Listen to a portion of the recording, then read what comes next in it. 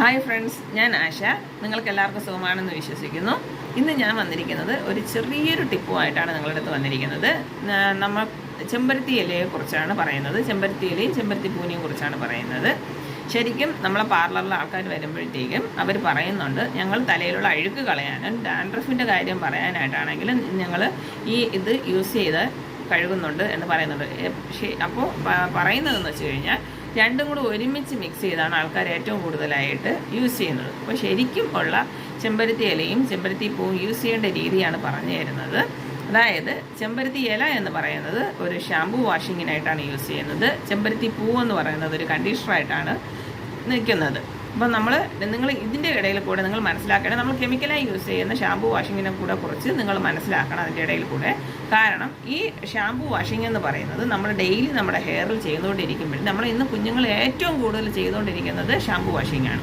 Shampoo wash ചെയ്ത് കഴിഞ്ഞാൽ അവർ കണ്ടീഷണറൊന്നും use ചെയ്യുന്നില്ല. ചില ആൾക്കാർ കണ്ടീഷണർ യൂസ് ചെയ്യുന്നുണ്ട്, പക്ഷേ അതിൻ്റെ യഥാർത്ഥ ഉപയോഗം പോലും മനസ്സിലാക്കാൻ ഷാമ്പു യൂസ് ചെയ്യണം, കണ്ടീഷണർ യൂസ് ചെയ്യണം എന്നിങ്ങനെ പറയുന്നത് കൊണ്ട് മാത്രമാണ് എല്ലാ കുഞ്ഞുങ്ങളും അത് യൂസ് ചെയ്യുന്നവരുമുണ്ട്, യൂസ് ചെയ്യാത്ത ആൾക്കാരും ഉണ്ട്. അപ്പോൾ ഇത് ശരിക്കും ഷാമ്പു എന്താണ്, കണ്ടീഷണർ എന്താണെന്നാണ് പറയുന്നത്. ഷാമ്പു എന്ന് പറയുന്നത് നമ്മുടെ ഹെയറിലുള്ള ക്യൂട്ടിക്കിൾസ് ഓപ്പൺ ആക്കാനാണ് ശരിക്കും പറഞ്ഞു കഴിഞ്ഞാൽ നമ്മൾ ഷാമ്പു വാഷ് ചെയ്യുന്നത്.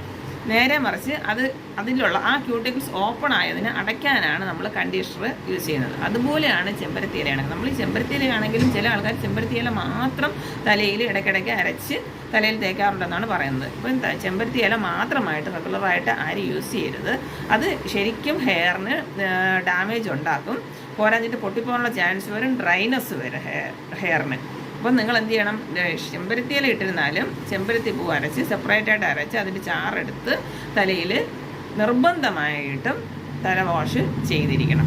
അതുപോലെ തന്നെയാണ് നമ്മൾ കെമിക്കലായിട്ടുള്ള ഷാമ്പു യൂസ് ചെയ്യണമെങ്കിലും ഷാമ്പു വാഷിന് ശേഷം നിർബന്ധമായിട്ടും കണ്ടീഷണർ യൂസ് ചെയ്യണം. ശരിക്കും നിങ്ങൾക്ക് മനസ്സിലായി കാണും എന്തിനാണ് യൂസ് ചെയ്യണത്. അതായത് നമ്മുടെ തലമുടിയിലുള്ള ക്യൂട്ടിക്കിൾസ് ഓപ്പൺ ആയിരിക്കുന്നിടത്തോളം നമ്മൾ അന്തരീക്ഷത്തിലുള്ള ഓരോ സംഭവങ്ങൾ ഇതിനകത്തോട്ട് മുടിയിലോട്ട് അബ്സോർബ് ആവുകയും പിന്നെ ഓക്സിഡേഷൻ പോലുള്ള കാര്യങ്ങൾ നടക്കും, ഹെയറിന് ഡാമേജ് വരും, പൊട്ടിപ്പോവും, ഇങ്ങനെയുള്ള കാര്യങ്ങൾ ശരിക്കും നടക്കുന്നുണ്ട്. അതുകൊണ്ടാണ് ഷാമ്പു വാഷിന് ശേഷം നിർബന്ധമായിട്ടും കണ്ടീഷണർ നിങ്ങൾ യൂസ് ചെയ്യണം എന്ന് പറയുന്നത്.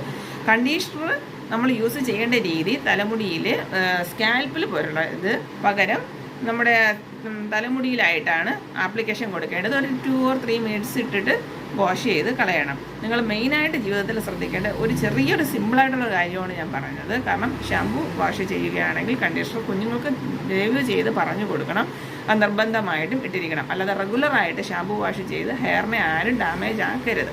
കൂടുതൽ ഡാമേജിലോട്ട് ഹെയർ പോകുന്നതിൻ്റെ മെയിൻ റീസൺ